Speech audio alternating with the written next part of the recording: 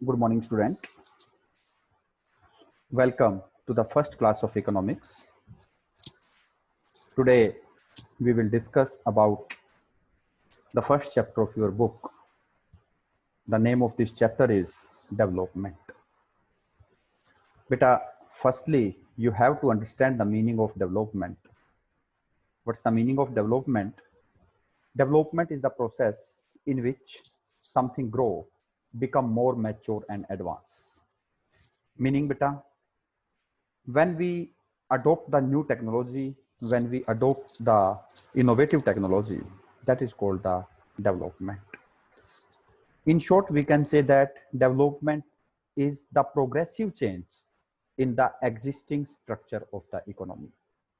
Meaning, when we left the old technology and try to grab the new and latest and innovative technology, that process is called the development. We can say that see the development with the help of some example, like initially जो है हमारे road वो कच्चे होते थे, अब जो है पक्के रोड्स को हमने जो है कंस्ट्रक्ट करना स्टार्ट कर दिया. That is the development. पहले अगर हम हाउसेस की बात करें तो पहले जो हाउसेस होते थे वो हाउसेस जो है कच्ची मिट्टी के बने होते थे, मिट्टी के बने होते थे, या जो है अब जो है हमने ब्रिक्स और सीमेंट प्लास्टिक्स के घर को बनाना स्टार्ट कर दिया. That process is called the development.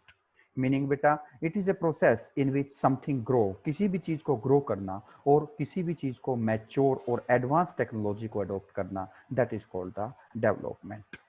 Understand, beta? Next point is a branch of economics that focus on improving the economics of the developing countries. Developing countries like India, meaning the country which is in the process of development, that is called the developing country. Development economies considered how to promote economic growth in such countries by improving factors like health, education, working condition, domestic and international policies and market conditions. Meaning बेटा, किस तरीके से कोई भी developing country खुद को develop कर सकती है, उसको वो लेटेस्ट टेक्नोलॉजी को यूज करके हेल्थ स्टेटस को कैसे इंप्रूव कर सकती है, एजुकेशनल स्टेटस को कैसे इंप्रूव कर सकती है, और इकोनॉमी के अंदर से मार्केट की कंडीशंस को किस वे से इंप्रूव कर सकती है. It examines both macroeconomics and microeconomics factors relating to the structure of a developing economy and how that economy can create effective domestic and international growth. Meaning बेटा, माइक्रो लेवल और macro level, meaning individual level पे और पूरी whole economic level पे भी किस तरीके से हम अपनी इकोनॉमी को, अपनी कंट्री को डेवलप कर सकते हैं, किस तरीके से हम लेटेस्ट टेक्नोलॉजी को अडॉप्ट करके हमारी जीडीपी को ग्रो कर सकते हैं, ये हम इस चैप्टर के अंदर समझने वाले हैं. अंडरस्टैंड बेटा? नेक्स्ट है बेटा, different people have the different developmental goal. Meaning बेटा, डेवलपमेंट जो होती है it is relate with the people. Different peoples के लिए डिफरेंट डेवलपमेंट हो सकती है, मीनिंग ऑफ डेवलपमेंट उसके लिए डिफरेंट हो सकता है, उसका डेवलपमेंटल गोल डिफरेंट हो सकता है. तो देयर इज 2 पॉइंट बेटा जो हम डेवलपमेंट के कंसेप्ट में स्टडी करेंगे. Different people can have the different developmental goal and what may be development for one may not be development for other, it may be destructive for the others. Meaning बेटा, different person like a rich person and poor person, दोनों का developmental goals can be different हो सकता है, वो अलग अलग उनका डेवलपमेंटल गोल हो सकता है. इसको हम आगे कुछ एग्जांपल्स के थ्रू भी देखेंगे. और दूसरा बेटा, what may be development for one, जो एक पर्सन के लिए डेवलपमेंट है it is not necessarily the development for the others. ऐसा जरूरी नहीं है कि वो सबके लिए ही डेवलपमेंट हो. जैसे हम बात करते हैं बेटा, इसको हम छोटे से एग्जाम्पल से समझते हैं. सपोज दैट कोई भी खेत के अंदर किसी डैम को कंस्ट्रक्ट किया जाता है, डैम को कंस्ट्रक्ट करके इलेक्ट्रिसिटी को प्रोड्यूस किया जाता है, तो it can B A developmental goal for A industrialist, क्योंकि उसको पता है कि जब डैम कंस्ट्रक्ट होगा, इलेक्ट्रिसिटी जनरेट होगी, तो उसको उसकी फैक्ट्री के अंदर इलेक्ट्रिसिटी यूज करने के लिए मिलेगी. लेकिन बेटा, it will not a developmental goal for a farmer. Farmer को पता है कि अगर डैम कल को टूट जाता है तो उसकी जो फसल है वो खराब हो जाएगी.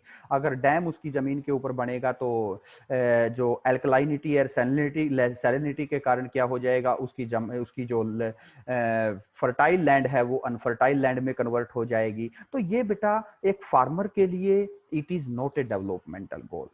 The construction of dam, it is a developmental goal for the businessman, but it is destructive for the farmer. तो बेटा इसलिए कहा जाता है कि developmental goal for one is not necessarily the development for all. एक की डेवलपमेंट जरूरी नहीं है सभी के लिए डेवलपमेंट हो। जैसे हम बात करते हैं बेटा कि अगर फैक्ट्री अपना मीनिंग जो वेस्ट है उसको नदी के अंदर डाल देती है, उसको पानी के अंदर डाल देती है, नहरों के अंदर डाल देती है, तो क्या होता है, उनका तो वेस्ट जो है वो डिस्पोज ऑफ हो जाएगा, it is development for the factories. लेकिन बेटा उसी नदी के अंदर से जो है कुछ गरीब लोग उसके वाटर को यूज करते हैं, उनको वो जो है उस पानी को पीने से बीमार हो जाते हैं, वो उनके लिए क्या हो जाएगा, डिस्ट्रक्टिव हो जाएगा। मीनिंग बेटा जो एक के लिए डेवलपमेंट है जरूरी नहीं है वो सबके लिए ही डेवलपमेंट हो। लेकिन इसको आप छोटा सा एग्जांपल, आप पर्सनली इसका एग्जांपल भी देख सकते हैं। सपोज दैट आप जो है घर के अंदर आपकी सिस्टर जो काम करती है, सपोज दैट अगर वही काम आपको भी करने के लिए कहा जाए तो it is A developmental goal for your sister.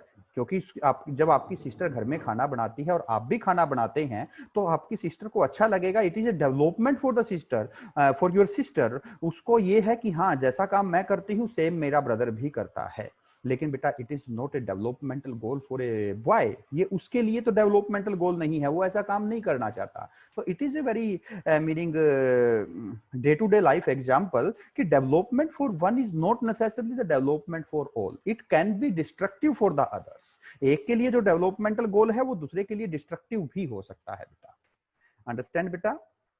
तो यहाँ पे दो एस्पेक्ट डेवलपमेंट्स के मेनली आपको देखने हैं बेटा कि different people have the different developmental goal. अमीर के लिए डेवलपमेंटल गोल कुछ और हो सकता है, गरीब के लिए डेवलपमेंटल गोल कुछ और हो सकता है। जैसे हम बात करते हैं construction of road, it is a meaning constructive, it is A developmental goal for the businessman. But जिसकी जमीन के अंदर से वो रोड बनेगा, जिसकी जमीन उस रोड की वजह से दो पार्ट्स में डिवाइड हो जाएगी, उसके लिए ये डिस्ट्रक्टिव भी हो सकता है। अंडरस्टैंड बेटा? तो समझना है कि different people can have the different developmental goal and what may be development for one may not be development for other. Next बेटा, हाँ नेक्स्ट है बेटा, यहाँ पे कुछ एग्जाम्पल आपके सामने हैं जो आपको ये शो करेंगे कि डेवलपमेंटल गोल सबके अलग अलग हो सकते हैं। यहाँ पे दो कैटेगरी है, एक है पुअर पर्सन जो लैंडलेस रूरल लेबरर्स हैं जो पुअर पर्सन है, और दूसरा एक रिच पर्सन है। बेटा एक लैंडलेस रूरल लेबरर्स जिसके पास जमीन नहीं है और गांव के अंदर लेबर का काम करता है, उसके लिए डेवलपमेंटल गोल क्या है? More days for work. वो चाहता है कि मेरे को ज्यादा से ज्यादा वर्क मिले, ज्यादा से ज्यादा दिन मेरे को काम मिलता रहे, जिससे मेरे को अर्निंग होती रहे। That is the developmental goal for A landless rural labourers.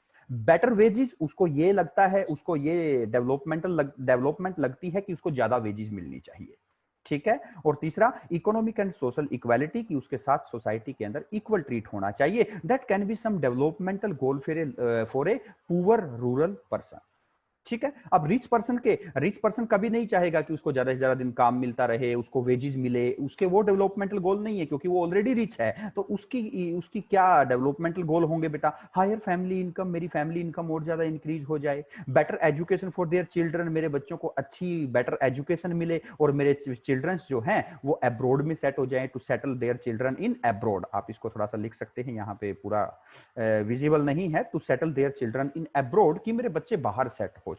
That can be some developmental goal for a rich person. तो बेटा with the help of these example we can see that कि जो है different person के developmental goal different हो सकते हैं। Understand बेटा? नेक्स्ट बेटा बात आती है what's the meaning of national development. National development का मीनिंग क्या है? द डेवलपमेंट, अब तक हमने जो डेवलपमेंट देखी बेटा, it is a individual development.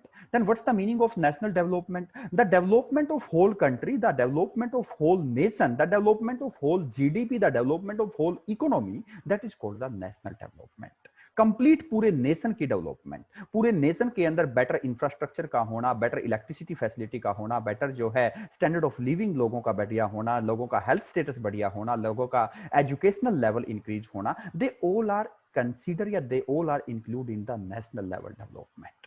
The development of whole country is called the national development. So these are some points beta. Different person could have different as well as conflict notion for a country's development. Country की development के लिए different person के अलग अलग point of views हो सकते हैं. In the process of national development a heavy industry is setup. Meaning कि अगर हमने नेशन को डेवलप करना है तो हमें हैवी इंडस्ट्रीज को सेटअप करना होगा. क्यों बेटा? क्योंकि हैवी इंडस्ट्रीज जो होती है वो इकोनॉमी के अंदर इंफ्रास्ट्रक्चर बेस तैयार करती है. लाइक बेटा इफ वी अगर हमें डेवलप होना है तो इलेक्ट्रिसिटी को जनरेट करना पड़ेगा. इलेक्ट्रिसिटी जनरेट कहां से होगी? हैवी इंडस्ट्रीज से होगी. हमें रोड एंड ट्रांसपोर्टेशन को बेटर करना पड़ेगा, वो भी हैवी इंडस्ट्री से होगी. हैवी इंडस्ट्रीज होती है बेटा लार्ज स्केल इंडस्ट्री जो बड़े लेवल्स पे काम करती है. ठीक है. और we can say that it's a all round development of a nation. हम क्या कह सकते हैं? कोई कहता है जी हैवी इंडस्ट्री को सेटअप करके we can develop the nation. दूसरा क्या कहता है कि हमें पूरे नेशन की ऑल राउंड डेवलपमेंट करनी होगी. मतलब हमें हैवी लार्ज स्केल इंडस्ट्री को भी डेवलप करना होगा और स्मॉल स्केल इंडस्ट्री को भी डेवलप करना होगा. कोई किसी का नोशन हो सकता है, किसी का पॉइंट ऑफ व्यू हो सकता है कि हमें इकोनॉमिक इंफ्रास्ट्रक्चर को डेवलप करना है. किसी का पॉइंट ऑफ व्यू हो सकता है कि हमें सोशल इंफ्रास्ट्रक्चर को डेवलप करना है. ठीक है. तो ये कहता है कि developing the facilities like education, health and national income of the people that is relate with the national development. तो बेटा हम यहां पे ये कह सकते हैं these are some point of view of different person की नेशनल डेवलपमेंट क्या होती है. कोई कहता है कि national development is relate with the setup of heavy industry. कोई कहता है कि it is relate with the overall development of the country. कोई कहता है कि development of education, health and national income that is called the national development. ठीक है बेटा. लेकिन अब हम अगर बात करें कि what's the exact and main definition of national development, तो हम कहेंगे बेटा कि national development is the all around development of the nation in which we improve the economic and social status of the people. लोगों का economic status. What's the meaning of economic status बेटा? Economic status means उनकी उनकी पर capita income को increase करना. और तीसरा उनका जो है सोशल स्टेटस. सोशल स्टेटस होता है बेटा उनका एजुकेशनल लेवल, उनका हेल्थ लेवल और उनका जो है better housing facility, better safe drinking water facility उनको अवेलेबल करवाना. These are include in the social development. Understand बेटा? एंड बेटा ओवरऑल डेवलपमेंट में जो है इकोनॉमिक डेवलपमेंट भी आएगी और सोशल डेवलपमेंट भी आएगी. अंडरस्टैंड बेटा? Let's go for the next slide. Next slide जो है आपका बेटा वो है how to compare the different countries. How we can compare the different countries. हम डिफरेंट कंट्रीज को कैसे कंपेयर कर सकते हैं? हम कैसे कह सकते हैं कि USA is the developed country and the India is A under developing country. हम किस तरीके से कह सकते हैं? हम कैसे कह सकते हैं कि USA is a rich country and Nepal, Bhutan they are the poor country. हम किस तरीके से कह सकते हैं? Meaning, what is the criteria which we should use to compare the different country? How we can compare it? तो यहां पे बेटा हमारे पास दो मेथड्स हैं किसी भी कंट्री को, किसी भी नेशन को मेजर करने के लिए. एक है नेशनल इनकम और दूसरा है बेटा एवरेज इनकम. ठीक है. तो यहां पे आपको सबसे पहले इसको पढ़ना है बेटा. For the measuring the country their income is considered to be one of the most important attributes. Meaning किसी भी कंट्री को मेजर करने के लिए हमारे पास जो मेन एट्रीब्यूट होता है वो होता है इनकम. एंड इनकम जो है वो दो टाइप से हम मेजर करते हैं, national income and the average income. Firstly, beta, try to understand the meaning of national income. It is refers to the market value of all goods and services which produced in the financial year within the country. Meaning, beta, national income को हम कैसे calculate करते हैं? Real में अगर meaning of national income की बात की जाए तो मीनिंग ऑफ नेशनल इनकम होता है बेटा the income earned, the sum total of income earned bye the normal residents of a country. Meaning किसी भी कंट्री के जो नॉर्मल रेजिडेंट्स हैं उन्होंने जो भी इनकम अर्न की है अगर उसको हम सम अप कर लेते हैं, उसको एड अप कर लेते हैं, जोड़ लेते हैं, तो that will become the national income. तो फिर बात आती है जी how we can meaning find out the exact income of all the person. हम कैसे सबकी इनकम को एग्जैक्टली फाइंड आउट कर पाएंगे? तो इसलिए बेटा हम जो है लोगों से ये नहीं पूछते कि आपकी इनकम कितनी है, हम इस तरीके से उसको फाइंड आउट नहीं करते. तो हम नेशनल इनकम को फाइंड आउट करते कैसे हैं? हम फाइंड आउट करेंगे बेटा जितनी भी गुड्स एंड सर्विसेज इकोनॉमी के अंदर प्रोड्यूस हुई है उसकी फाइनल वैल्यू को हम कैलकुलेट कर लेते हैं. ठीक है जी. और उसको ऐड कर देंगे तो वो हमारी नेशनल इनकम बन जाती है. तो इसलिए बेटा नेशनल इनकम की यहां पे जो डेफिनेशन लिखी गई है आप इसको देखेंगे कि it refers to the market value of all goods and services.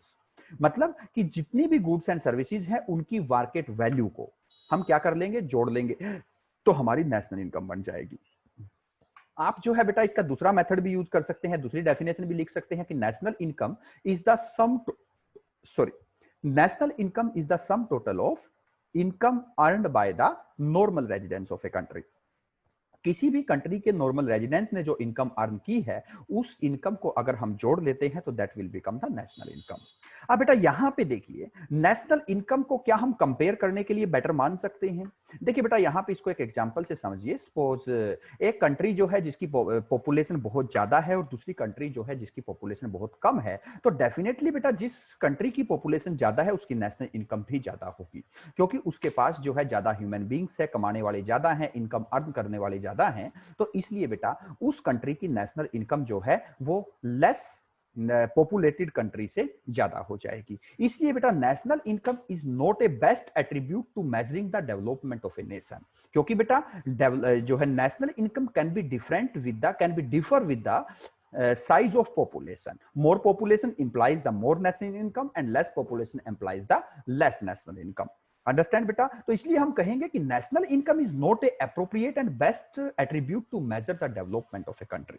ये एक बेस्ट अल्टरनेटिव कभी नहीं हो सकता, बेस्ट एट्रीब्यूट नहीं हो सकता। तो हमें क्या यूज करना चाहिए? Then we should use the average income या per capita income. Then what's the meaning of average income और पर कैपिटा इनकम? बेटा एवरेज इनकम जो होती है it is per person income, it is per person income of the country, की country की per person income क्या है। Then what is the definition, what is the meaning, या इसकी डेफिनेशन क्या रहेगी? तो डेफिनेशन रहेगी बेटा एवरेज इनकम को हम देखिए बेटा यहां पे एवरेज इनकम का जो दूसरा नाम है वो होता है per capita income. And how we can find out the per capita income? तो पर कैपिटा इनकम को फाइंड आउट किया जाता है बेटा, आपके पास फॉर्मूला लिखा गया है, इस फॉर्मूला आप देखेंगे, per capita income is equal to total income divide by population. ये नोट डाउन करेंगे बेटा आप, total income divide by population. Meaning जो हमारी टोटल इनकम थी, what's the total income? Total income is the national income. ये total income कौन सी है बेटा? यहां पे ध्यान रखें, ये जो टोटल इनकम है ये आपकी कौन सी है? ये नेशनल इनकम है।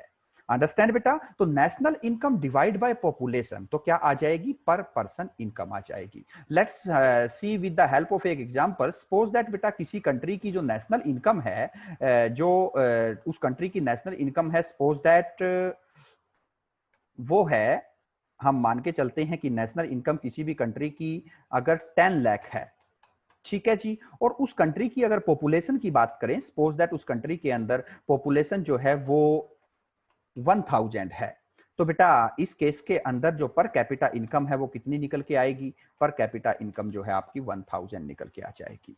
अंडरस्टैंड बेटा? तो मीनिंग क्या है बेटा? When we divide the total income with the population, तो क्या आ जाएगी? आपकी पर कैपिटा इनकम आ जाएगी, पर पर्सन इनकम आ जाएगी। इसको एवरेज इनकम भी कहा जाता है, इसको पर कैपिटा या पर पर्सन इनकम भी कहा जाता है। अंडरस्टैंड बेटा? अब यहां पे कोई भी मीनिंग हम कह सकते हैं कि बाइसनेस नहीं है। यहां पे ऐसा नहीं है कि जिस कंट्री की पॉपुलेशन ज्यादा होगी उसकी पर कैपिटा इनकम भी ज्यादा आ जाएगी, नहीं, ऐसा नहीं है बेटा। अगर किसी कंट्री की पॉपुलेशन ज्यादा है तो उसकी नेशनल इनकम ज्यादा हो सकती है, लेकिन पर कैपिटा इनकम तो हम पर पर्सन इनकम को लेते हैं। इसलिए बेटा per capita income is the best measure of, best attribute of measuring the economy, या best attribute to comparing the economy. मतलब इकोनॉमी को कंपेयर करने के लिए, नेशंस को कंपेयर करने के लिए we can use the per capita income. Then what's the meaning of per capita income? ये हम देख चुके हैं बेटा, it is the ratio of total national income of the country with respect to the total population. And what's the formula? Per capita income is equal to total income, मतलब national income divide by total population. Understand बेटा? Hope so सभी को ये point समझ में आया होगा। Let's go for the next slide बेटा। नेक्स्ट स्लाइड में देखते हैं क्या है। नेक्स्ट है बेटा world development report. What's the meaning of world development report? बेटा सबसे पहले आपको देखना है कि वर्ल्ड डेवलपमेंट रिपोर्ट जो है उसको प्रेजेंट कौन करता है, उसको बनाता कौन है? उसको प्रेजेंट करता है बेटा जो आपका वर्ल्ड बैंक है, ठीक है जी। वर्ल्ड बैंक जो है वो वर्ल्ड डेवलपमेंट रिपोर्ट को प्रेजेंट करता है, ठीक है। यहां पे पढ़िए बेटा, world development report 2006 brought out by the world bank. 2006 नहीं, ये हर साल ही वर्ल्ड बैंक इसको ब्रोट करता है, वर्ल्ड बैंक ही इसको जो है मेड करता है, बनाता है। World bank has used the criterion for पर capita income for the classifying into high income and low income countries. Meaning क्या है बेटा कि वर्ल्ड बैंक जो है वो पर कैपिटा इनकम के बेस पे जो मीनिंग क्लासिफाई करता है कि which country is the low income country and which country is high income country. Understand बेटा, मतलब वर्ल्ड बैंक जो है per capita income, per person income या एवरेज इनकम के बेस पे कंट्रीज को क्लासिफाई करता है। अंडरस्टैंड बेटा। अब हमारे पास according to the world according to the 2006 meaning world development report जो 2006 के अंदर ब्रॉट की थी, उसके अकॉर्डिंग बेटा the country with per capita income rupees 4,53,000 per annum और above in 2004 are called rich country. Meaning बेटा जो कंट्री जिसकी पर कैपिटा इनकम 4,53,000 से ऊपर है उसको रिच कंट्री माना गया, और जिसकी पर कैपिटा इनकम 37,000 या उससे कम है उसको लो इनकम कंट्री माना गया। ठीक है जी। अगर हम इंडिया की बात करते हैं 2004 के डेटा के अकॉर्डिंग, तो वो है बेटा इंडिया की पर कैपिटा इनकम जो थी 2004 के अंदर वो थी 28,000 पर एनम। इसलिए इंडिया कहां पे इंक्लूड होता था बेटा, वो इंक्लूड होता था आपका लो इनकम कंट्रीज के अंदर। अंडरस्टैंड बेटा। तो ये आपको समझना है कि how world bank compare the different country, किस तरीके से वो हाई इनकम कंट्री और लो इनकम कंट्री को कंपेयर करता है। और हमने ये एग्जांपल देखा बेटा किसके हेल्प से, हमारा जो 2006 की वर्ल्ड डेवलपमेंट रिपोर्ट थी। तो बेटा ये क्राइटेरिया था according to 2006 world development report. अगर बेटा हमें लेटेस्ट डेटा देखना है तो हम उसको भी चेक कर सकते हैं। तो यहाँ पे देखना है बेटा world bank classified the countries according to the per capita income, और अकॉर्डिंग टू लेटेस्ट डेटा बेटा countries with per capita income of more than US dollar के अंदर ये अमाउंट है बेटा 12,616 यूएस डॉलर से ऊपर पर एनम जिसकी पर कैपिटा इनकम है बेटा उनको rich country according to world bank माना जाता है। And the countries with per capita income less than US dollar 1035 जिसकी 1035 से कम है बेटा उसको हम पुअर कंट्री कहते हैं। ठीक है। Country with the income between US dollar 1530 per annum are called the low middle income countries. ठीक है। तो यहाँ पे आपको देखना है जिसकी इनकम जो है between 1035 US dollar to 1530 per annum है बेटा उसको हम मिडिल इनकम कंट्रीज कहते हैं। ठीक है। और बेटा according to meaning latest data India जो है वो मिडिल इनकम कंट्रीज के अंदर कंसीडर किया जाता है। इस सिस्टम की कुछ लिमिटेशंस भी है बेटा, वर्ल्ड बैंक जो पर कैपिटा इनकम के बेस पे कंट्रीज को मेजर करता है या कंपेयर करता है, तो there are some limitations also. First one is it consider only income and note other aspects such as literacy level, health status, life expectancy level। इन चीजों को ये इग्नोर करता है और ये केवल ये क्राइटेरिया केवल और केवल मीनिंग पर कैपिटा इनकम के ऊपर ही बेस्ड है, तो दैट इज ए लिमिटेशन। दूसरा बेटा world development report only tells about the income and note how it is distributed among the citizens. ये केवल इनकम के बारे में बात करता है, ये डिस्ट्रीब्यूशन ऑफ इनकम को इग्नोर करता है। ये डिस्ट्रीब्यूशन ऑफ इनकम को किस तरह इग्नोर करता है, इस पॉइंट्स को हम आगे डिस्कस करने वाले हैं। अंडरस्टैंड बेटा। Let's go for the next slide बेटा। The limitation of per capita income, ये वही है कि हमारे जो per capita income world bank का जो क्राइटेरिया है उसकी क्या क्या लिमिटेशन है। तो हमने देखा था बेटा इस स्लाइड के अंदर कि दो लिमिटेशन है। फर्स्ट लिमिटेशन क्या है कि ये केवल और केवल पर कैपिटा इनकम को ही कंसीडर करता है, अदर एस्पेक्ट को ये इग्नोर कर देता है, like literacy, health status, life expectancy rate, infant mortality rate, sex ratio, इन सब चीजों को ये इग्नोर कर देता है। और दूसरा क्या है बेटा, वर्ल्ड जो WDR है, वर्ल्ड डेवलपमेंट रिपोर्ट है, वो केवल इनकम के बारे में बात करता है, वो डिस्ट्रीब्यूशन ऑफ इनकम को इग्नोर करता है। अब हम बेटा इन्हीं लिमिटेशंस को यहां पे डिस्कस करते हैं। देखिए बेटा limitations of the per capita income comparison of two countries, दो कंट्री के साथ कंपेयर जब किया गया तो यहाँ पे पर कैपिटा इनकम को जब कंपेयर दो कंट्रीज की किया गया तो देखिए यहाँ पे कंट्री एक्स है और कंट्री वाई है। सपोज दैट दोनों की ही कंट्री के अंदर 5-5 जो है सिटीजन रहते हैं। फर्स्ट कंट्री एक्स की बात करें तो फर्स्ट सिटीजन की इनकम है 8500, सेकंड सिटीजन की इनकम है 9500, थर्ड की इनकम है बेटा 8800, फोर्थ है 9000 एंड फिफ्थ जो है वो 9200 रुपीज अर्न करता है। अंडरस्टैंड बेटा। तो यहाँ पे पर कैपिटा इनकम को जब निकाला गया तो वो आती है 9000 रुपीज। कितनी है? 9000। हाउ इट कैलकुलेटेड बेटा, तो यहाँ पे इनको टोटल इनकम आपने करनी है, total income divide by population हम करेंगे तो 9000 रुपीज आएगा। ठीक है, आप इसको फाइंड आउट कर सकते हैं। 8500 प्लस 9500 प्लस 8800 प्लस 9000 प्लस 9200 अगर हम करते हैं और डिवाइड बाय 5 करते हैं तो पर कैपिटा इनकम 9000 आती है। समझ में आएगा बेटा? यहां पे अगर हम बात करें तो इनका टोटल जो आएगा वो आएगा 45,000। मैं इसको कैलकुलेट करके भी आपको बता देता हूं कि किस तरीके से ये कैलकुलेट होगा। तो बेटा इन सभी को आपने एडअप करना है और एडअप करने के बाद जो है ये आएगा आपका कितना 45,000 डिवाइड बाय 5% है तो आपकी पर कैपिटा इनकम कितनी आती है बेटा 9,000 रुपीज। ठीक है, जब कंट्री वाई की बात की गई तो कंट्री वाई के अंदर first citizen 500, second, third, fourth, पहले 4 सिटीजन जो है 500 रुपीज अर्न करते हैं, जबकि फिफ्थ सिटीजन जो है वो 45,000 रुपीज अर्न करता है। तो यहां पे जब पर कैपिटा इनकम को फाइंड आउट किया तो यहां पे भी पर कैपिटा इनकम कितनी आती है बेटा, ये भी यहां पे 9,000 रुपीज ही आती है। मीनिंग बेटा अकॉर्डिंग टू दिस कंपैरिजन दोनों ही कंट्री जो है पर कैपिटा इनकम दोनों की सेम है। लेकिन बेटा एज ए रैशनल सिटीजन अगर हम बात करें तो हम कंट्री एक्स के अंदर रहना ज्यादा पसंद करेंगे, क्योंकि कंट्री एक्स के अंदर डिस्ट्रीब्यूशन ऑफ इनकम जो है बिटवीन द सिटीजन्स क्या है बेटा, ऑलमोस्ट इक्वल है। लेकिन कंट्री वाई की बात करें तो यहां पे डिस्ट्रीब्यूशन ऑफ इनकम जो है वो इनकम नहीं है, इक्वल नहीं है। यहां पे डिस्ट्रीब्यूशन ऑफ इनकम के अंदर बहुत ज्यादा ह्यूज डिफरेंस है। ठीक है बेटा, यहां पे अनइक्वल डिस्ट्रीब्यूशन ऑफ इनकम है। तो बेटा अनइक्वल डिस्ट्रीब्यूशन ऑफ इनकम या इक्वल डिस्ट्रीब्यूशन ऑफ इनकम को पर कैपिटा इनकम का कंपैरिजन क्या करता है, इग्नोर कर देता है। That is a limitation of this criteria. Understand बेटा? तो ये आपको समझना है कि किस तरीके से या कैसे जो है इसकी लिमिटेशंस पर कैपिटा इनकम की क्या है। अंडरस्टैंड बेटा? नेक्स्ट है बेटा कि फर्स्ट एक तो लिमिटेशन हमने देख ली कि ये डिस्ट्रीब्यूशन ऑफ इनकम को क्या करता है, इग्नोर करता है। और दूसरी लिमिटेशन क्या थी कि ये केवल इनकम को ध्यान में रखता है, बाकी इन्फेंट मोर्टेलिटी रेट है, लिटरेसी रेट है, इस चीज को ये इग्नोर करता है। ठीक है, नेक्स्ट है बेटा income and human development. Next है बेटा क्या इनकम ह्यूमन डेवलपमेंट के साथ हमेशा डायरेक्टली रिलेट करती है?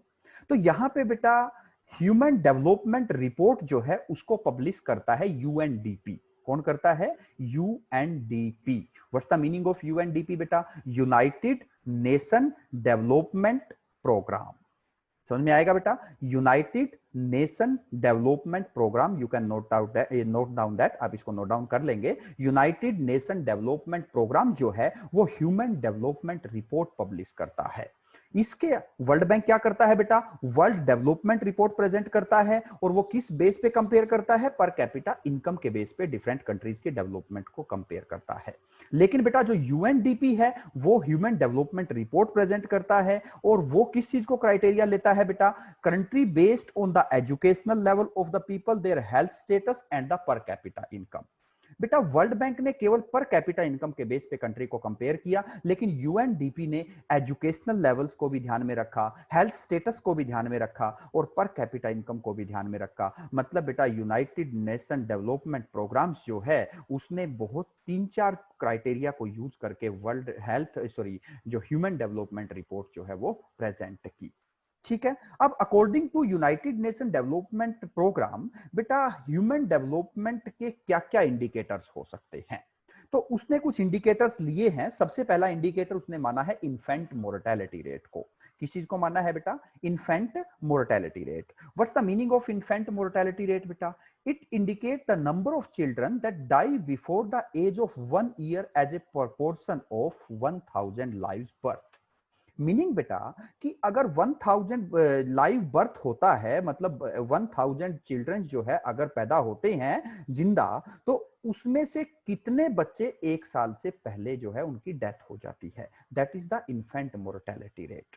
मीनिंग बेटा अगर 1000 मीनिंग चिल्ड्रंस का जन्म होता है और उसमें से सपोज दैट 40 बच्चे जो है 1 साल की एज से पहले ही मर जाते हैं, तो बेटा क्या होता है, हम मानेंगे कि 40 is the infant mortality rate. And याद रखना है बेटा infant mortality rate always find out पर 1000, पर 100 फाइंड आउट नहीं किया जाता, ये पर 1000 फाइंड आउट किया जाता है। और इन्फेंट मोर्टेलिटी रेट जितनी ज्यादा होगी, मतलब 1 साल से पहले जितने ज्यादा बच्चों की डेथ होगी, तो ये शो करता है बेटा the lack of health facility in the economy. Meaning क्या है कि हेल्थ फैसिलिटी की इकोनॉमी के अंदर कमी है, तभी जो है बच्चों की ज्यादा डेथ होती है। अंडरस्टैंड बेटा? तो ये इन्फेंट मोर्टेलिटी रेट को यूएनडीपी एक मेन क्राइटेरिया मानता है। ये नेक्स्ट जो चीज है बेटा, literacy rate. What's the meaning of literate person? Literate person is a person who can read and write. Beta, there is a difference between literate person and educated person. You have to keep in mind that point. कि यहाँ पे literate और educated दोनों ही different चीजें हैं। Literate person is a person who can read and write, meaning जो लिख सकता है और पढ़ सकता है। लेकिन जो एजुकेशन लेवल होता है वो अलग चीज है, एजुकेशनल रेट अलग चीज है। क्योंकि एजुकेशनल लेवल अलग अलग हो सकता है, कोई प्राइमरी एजुकेटेड हो सकता है, कोई मिडिल स्कूल एजुकेटेड हो सकता है, कोई हाई स्कूल एजुकेटेड हो सकता है, कोई सीनियर सेकेंडरी एजुकेटेड हो सकता है, कोई ग्रेजुएट, कोई पोस्ट ग्रेजुएट हो सकता है। तो education level and literacy level, चाहे कोई एक दिन भी स्कूल ना गया हो but he can read and right, तो हम उसको लिटरेट कहेंगे। अंडरस्टैंड बेटा? तो यहां पे लिटरेसी लेवल को भी जो है यूएनडीपी ने एज ए क्राइटेरिया यूज किया है। What's the meaning of literacy rate आप समझेंगे। It measure the proportion of literate person, literate population in the 7 and above as group, मतलब 7 साल से ऊपर के कितने बच्चे जो हैं या कितने अडल्ट पर्सन जो हैं वो लिटरेट हैं, that is the literacy rate. और लिटरेसी रेट इकोनॉमी की जितनी बेटर होगी बेटा, हम ये मानते हैं कि उसका एजुकेशनल स्टेटस उतना बढ़िया है, एजुकेशनल लेवल, एजुकेशनल फैसिलिटीज उस इकोनॉमी के अंदर इतनी बेटर है। Understand beta? So that is the second indicator used by the UNDP for measuring the country. Next है बेटा net attendance ratio. What's the meaning of net attendance ratio? कि कितने children जो है वो स्कूल अटेंड करते हैं, that is the net attendance ratio. It is the total number of children of age group 6 to 10. बेटा आप यहां थोड़ा सा रेक्टिफाई करेंगे, इट्स 6 to 14 कर लेंगे आप, 6 to 14 attending school as a percentage of total number of children in the same age group. मतलब 6 से 14 साल के जितने भी बच्चे हैं, सपोज दैट इकोनॉमी के अंदर 6 से 14 साल के एक 100 स्टूडेंट हैं, ठीक है जी, कितने हैं 100 स्टूडेंट हैं, तो उसमें से सपोज दैट 60 स्टूडेंट जो है स्कूल में जाते हैं, तो 60 क्या बन जाएगा बेटा, नेट अटेंडेंस रेशियो बन जाएगा। मीनिंग क्या है कि 6 to 14 एज ग्रुप के जितने पर्सन हैं, जितने चिल्ड्रन हैं, उसमें से कितने स्कूल गोअर्स हैं, स्कूल अटेंड करते हैं, ठीक है जी, that is the net attendance ratio. और जितने ज्यादा बच्चे स्कूल अटेंड करते होंगे उतनी बेटर हमारी एजुकेशनल फैसिलिटी होगी। अंडरस्टैंड बेटा? नेक्स्ट है सेक्स रेशियो। सेक्स रेशियो बड़ा आसान सा कंसेप्ट है बेटा, द मेल एंड फीमेल का रेशियो कितना है, ठीक है। It is the total number of female पर 1000 ऑफ मेल, कि 1000 मेल्स के कंपैरिजन में फीमेल कितनी है। सपोज दैट किसी भी एरिया के अंदर 1000, जैसे हम बात करते हैं किसी भी एरिया में 1000 अगर मेल है और सपोज दैट आपका 900 जो है वो फीमेल है, तो 9:10 जो है हमारा सेक्स रेशियो बन जाएगा, ठीक है। तो ये आपको समझना है बेटा। These are some indicators which are used by the UNDP for the purpose of publishing या making the human development report, ठीक है जी। तो ये आपको समझना है कि वर्ल्ड बैंक ने केवल डेवलपिंग कंट्रीज को कंपेयर करने के लिए पर कैपिटा इनकम को यूज किया, जबकि यूएनडीपी ने पर कैपिटा इनकम को भी यूज किया, हेल्थ स्टेटस को भी देखा, एजुकेशनल लेवल को भी देखा, ठीक है, सेक्स रेशियो, इन सभी चीजों को देख करके जो है ह्यूमन डेवलपमेंट रिपोर्ट जो है प्रेजेंट की जाती है। और यूएनडीपी जो है उस रिपोर्ट के अंदर रैंक देता है, मतलब जिस कंट्री के अंदर बेटर मीनिंग बेटर पर कैपिटा इनकम होगी, बेटर इन्फेंट मोर्टेलिटी रेट होगी, लिटरेसी रेट ज्यादा होगी, नेट अटेंडेंस रेशियो ज्यादा होगी, सेक्स रेशियो बेटर होगा, बेटा उसको वो हाईएस्ट रैंक देगा, और जिसके अंदर सभी फैसिलिटीज कम होगी उसको लोवेस्ट रैंक दिया जाता है। अंडरस्टैंड बेटा? और आपको देखना है बेटा, याद भी रखना है कि according to according to UNDP हमारा जो ह्यूमन डेवलपमेंट रैंक है बेटा वो है 129, ठीक है। हमारा जो एचडीआई रैंकिंग है वो कौन सा कितना है बेटा, 129, 129 जो है हमारा मीनिंग ये हमारा ह्यूमन डेवलपमेंट इंडेक्स की रैंकिंग है अकॉर्डिंग टू यूएनडीपी। अंडरस्टैंड बेटा? आप ये चीज भी याद करेंगे। इसी तरीके से एक और चीज है बेटा यहाँ पे जो हमने नहीं देखा अभी तक, life expectancy. What's the meaning of life expectancy बेटा? लाइफ एक्सपेक्टेंसी होता है कि average age of the person, क्या होता है, average age of the person, की कितने एवरेज लाइफ जो है वो लोगों की कितनी है।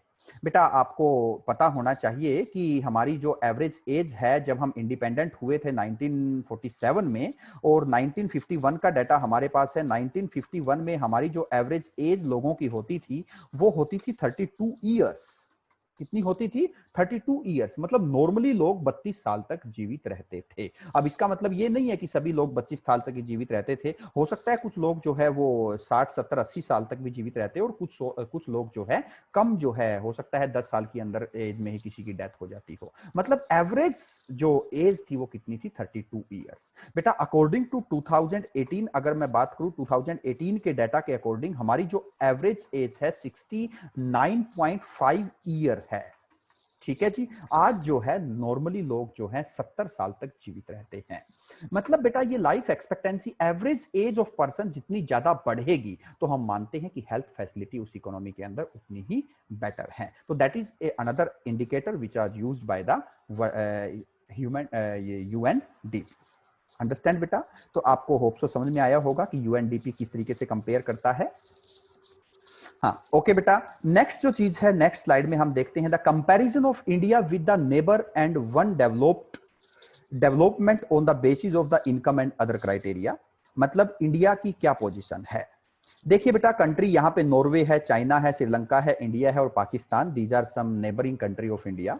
यहाँ पे पर कैपिटा इनकम की बात करें तो नॉर्वे की है 38,550, चाइना की है 5,530, श्रीलंका है 4,390, इंडिया है 3,139, पाकिस्तान है 2,225।